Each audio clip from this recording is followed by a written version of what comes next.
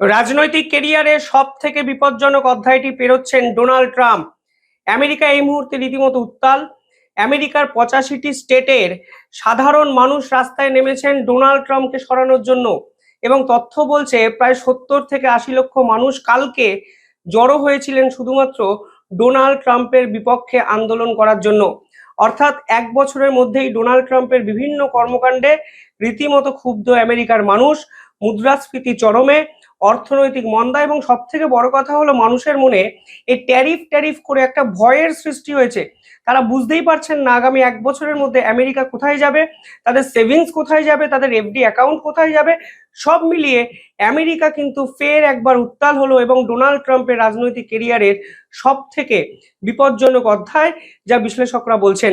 আজকে গোটা ভিডিওটি দেখবেন অত্যন্ত ইন্টারেস্টিং কিছু কথা, এবং সেই তথ্যগুলো সকলের জানা উচিত, বোঝা উচিত। কারণ আমেরিকায় এই মুহূর্তে যদি কোনো রকম বিশৃঙ্খলা সৃষ্টি হয়, কোনো রকম অন্যরকম ঘটনা আসে, তার ইম্প্যাক্ট কিন্তু গোটা বিশ্ব জুড়ে পড়বে। ফলে এই ইস্যুটি কিন্তু আমেরিকার ইন্টারনাল ইস্যু নয়, এই ইস্যুটা কিন্তু আমেরিকা সহ গোটা বিশ্বের এই মুহূর্তে রীতিমতো হট টপিক, চর্চার বিষয়। কারণ গোটা বিশ্বের এখন নজর ডোনাল্ড ট্রাম্পের দিকে। দেখুন, কালকে বিভিন্ন জায়গায় যে বিক্ষোভের চিত্র ছবি দেখা গেছে, তারপরে ডোনাল্ড ট্রাম্প আবার তার নিজস্ব সোশ্যাল মিডিয়া অ্যাকাউন্টে একটি ভিডিও পোস্ট করেছেন। এবার ডোনাল্ড ট্রাম্প এই আন্দোলনকারীদের থামানোর জন্য যে ভিডিও পোস্ট করেছেন, সেই ভিডিও পোস্টের পর এই আন্দোলন কিন্তু আরো চরম জায়গায় পৌঁছে যায়। আমেরিকাবাসীর এই মুহূর্তের দাবি, no thrones, no crown, no king. অর্থাৎ ডোনাল্ড ট্রাম্প আসলে আমেরিকার প্রেসিডেন্ট হয়ে রাজার মতো আচরণ করছেন। মানে রাজা যেমন স্বৈরাচারী রাজা যেমন আচরণ করেন, যে উনি শেষ কথা, উনি যা বলবেন সেই অনুযায়ী সকলকে চলতে হবে। আসলে গণতন্ত্র ধ্বংসকারী ডোনাল্ড ট্রাম্প রাজার স্থানে বসে আমেরিকাকে ধ্বংস করছেন, এই রকম মত কিন্তু সাধারণ মানুষের।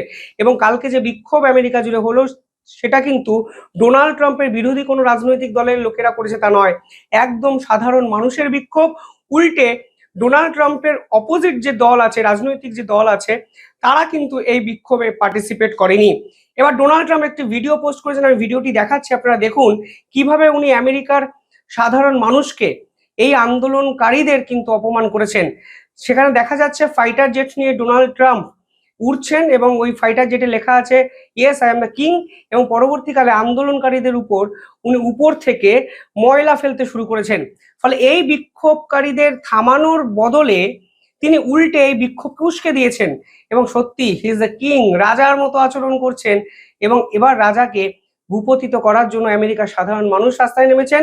অভূতপূর্ব দৃশ্য আমেরিকা জুড়ে। পরবর্তীকালে জেডি ভ্যান্স, আমেরিকার ভাইস প্রেসিডেন্ট, তিনিও একটি ভিডিও পোস্ট করেছেন, এবং সেই ভিডিও ডোনাল্ড ট্রাম্প একটি টুইট করেন।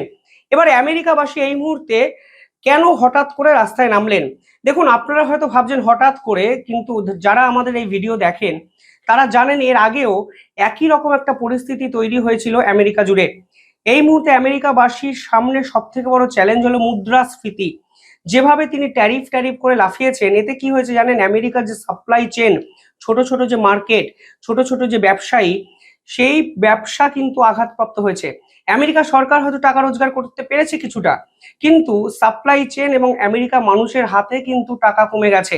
ফলে এই মুহূর্তে আমেরিকা ইতিহাসে সব থেকে বড় বা বেশি মুদ্রাস্ফীতি জনিত সমস্যার সামনে দাঁড়িয়ে আছে। পাশাপাশি এই মুহূর্তে সব থেকে বড় প্রশ্ন যেটা উঠেছে, যে আমেরিকা সরকার শাটডাউনের মুখোমুখি হয়ে দাঁড়িয়েছে। ফলে এই মুহূর্তে আমেরিকা সেনাবাহিনী কিভাবে মায়না পাবে, কিভাবে স্যালারি পাবে, সেটাই এখন সব থেকে বড় মাথা ব্যথার কারণ। কিছুদিন আগে আমি বলেছিলাম যে শাটডাউনের প্রভাব কিন্তু গোটা বিশ্ব জুড়ে পড়বে, কারণ আমেরিকার পাসপোর্ট অফিস 50% বন্ধ হয়ে গেছে। আমেরিকার যে ভিসা অফিস, তা কিন্তু বন্ধ হয়ে গেছে। একাধিক সরকারি দপ্তর আপাতত বন্ধ। আমেরিকার সেনেটররা, আমেরিকার কংগ্রেস কিন্তু ডোনাল্ড ট্রাম্পের বিপক্ষে দাঁড়িয়ে বিল পাশ করেননি, এক্সিকিউটিভ বিল পাশ করতে বাধা দিয়েছেন। ফলে আমেরিকার যে সরকারি বিভিন্ন মিউজিয়াম, পার্ক, বিভিন্ন ইনফ্রাস্ট্রাকচার আপাতত কিন্তু বন্ধ করতে বাধ্য হয়েছে আমেরিকা যুক্তরাষ্ট্রের সরকার। এবং সব থেকে ইম্পর্টেন্ট বিষয় হলো নাসা, তার গবেষণা কিন্তু আমেরিকার এই শাটডাউনের ফলে পুরোপুরি বন্ধ। 15,000 কর্মচারীকে নাসা ছুটিতে পাঠিয়ে দিয়েছে। 83% অপারেশন আপাতত বন্ধ। এমনকি মহাকাশ গবেষণার মতো একটা জটিল বিষয়, সেই বিষয়েও কিন্তু আপাতত স্থগিতাদেশ দিতে বাধ্য হয়েছে নাসার ঊর্ধ্বতন কর্তৃপক্ষ। আর এই মুহূর্তে সব থেকে বড় প্রশ্ন, যে আমেরিকা সরকার তাদের সেনাবাহিনীকে কিভাবে স্যালারি দেবে। দেখুন, আমেরিকা সরকারের এই শাটডাউনের ফলে 8.5 লক্ষ ফেডারাল স্ট্রাকচারে যারা কর্মচারী তাদের মায়না কিভাবে হবে সেটা একটা বড় প্রশ্ন। 14 লক্ষ গভর্নমেন্ট এমপ্লয়ের মায়না কিভাবে হবে সেটা একটা বড় প্রশ্ন। এবং সমস্ত দিক থেকে আমেরিকা সরকার কিন্তু এই মুহূর্তে জর্জরিত, এবং এর মূলে রয়েছেন ডোনাল্ড ট্রাম্প, যা এখন আন্দোলনকারীরা মনে করতে শুরু করেছেন। কালকে একটি সার্ভে হয়েছে দেশ জুড়ে, যেখানে দেখা যাচ্ছে ডোনাল্ড ট্রাম্পের যে অ্যাপ্রুভাল রেটিং তা উল্লেখযোগ্য হারে 1 বছরেই নিচের দিকে পড়তে শুরু করেছে। এই মুহূর্তে মাত্র 44% মানুষ ডোনাল্ড ট্রাম্পের কর্মকাণ্ডে খুশি, 52% মানুষ আমেরিকার এই অবস্থাটাকে মানতেই পারছেন না। অর্থাৎ যে ডোনাল্ড ট্রাম্প 20 জানুয়ারি 2025 ক্ষমতায় বসেছিলেন 50%-এর বেশি ভোট নিয়ে, সেই ডোনাল্ড ট্রাম্পের জনপ্রিয়তা কিন্তু ভীষণ মাত্রায় নিম্নগামী, যে একাধিক সার্ভে রিপোর্ট কিন্তু প্রকাশ্যে এসেছে। একাধিক সার্ভে আরো সামনে এসে যেখানে আমেরিকার সাধারণ মানুষ যেভাবে ডোনাল্ড ট্রাম্প অনুপ্রবেশের সমস্যা মোকাবিলা করেছেন তাতে তারা খুশি। মানে মেক্সিকো বর্ডার তিনি বন্ধ করেছেন, অবৈধ অনুপ্রবেশকারীদের দেশে পাঠিয়েছেন, সেই কর্মকাণ্ডে খুশি। কিন্তু বিদেশ নীতি সামলাতে ডোনাল্ড ট্রাম্প ডাহা ফেল করেছেন, তা মনে করছেন আমেরিকানবাসী।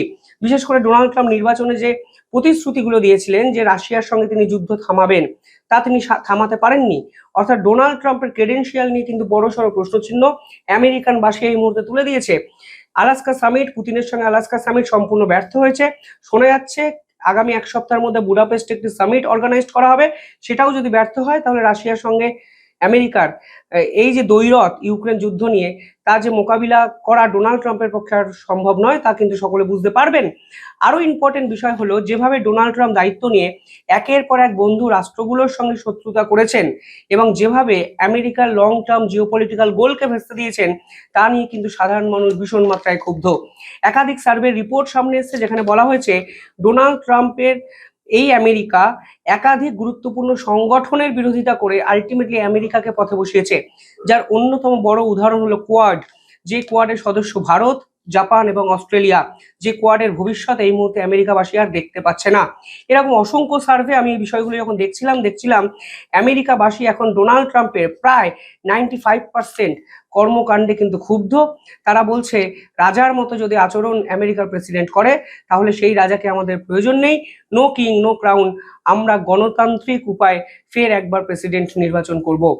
পাশাপাশি যে তথ্য সামনে আসে সেখানে বলা হচ্ছে শেষ 6 মাসে আমেরিকায় 371টি কোম্পানি নিজেদেরকে দেউলিয়া ঘোষণা করেছে, যার মধ্যে জুলাই এবং আগস্টে সংখ্যাটা গিয়ে দাঁড়িয়েছে 60 এবং 75-এর কাছাকাছি। অর্থাৎ শেষ 2 মাসে আমেরিকায় বন্ধ হয়েছে প্রায় 150-টির কাছাকাছি কোম্পানি। এবং তাদেরকে নিয়ে যখন সার্ভে করা হয়েছে, প্রধান যে সমস্যাটা উঠে এসেছে তা হলো ডোনাল্ড ট্রাম্পের এই ট্যারিফ পলিসি। এর ফলে ডোনাল্ড ট্রাম্প কখন কি সিদ্ধান্ত নেবে ইনভেস্টাররা বুঝতে পারছেন না। এই ইনভেস্টাররা যখন অবিশ্বাস করতে শুরু করে দিয়েছে আমেরিকার বিভিন্ন কোম্পানিতে, ফলে তারা কিন্তু টাকা উইথড্র করতে শুরু করেছেন।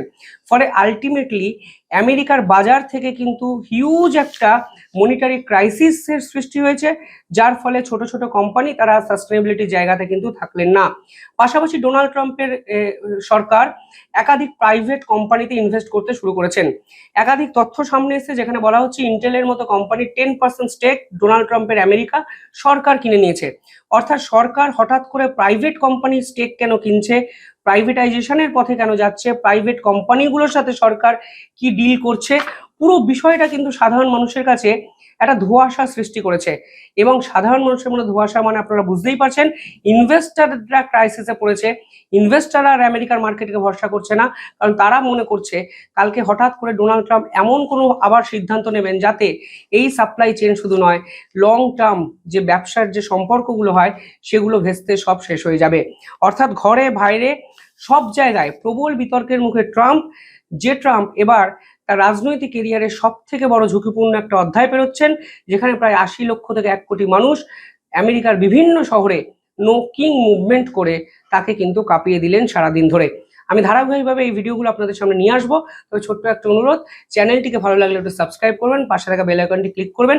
সাবস্ক্রাইব করতে কোনো পয়সা লাগে না, শুধু একটা ক্লিক করলে আমি একটু মনের জোর পেয়ে নতুন আরো রিসার্চ করে আপনাদের সামনে এই ধরনের আন্তর্জাতিক ভিডিওগুলো নিয়ে আসতে পারবো। দেখতে থাকুন দ্য ইন্ডিপেন্ডেন্ট নেটওয়ার্ক। ধন্যবাদ।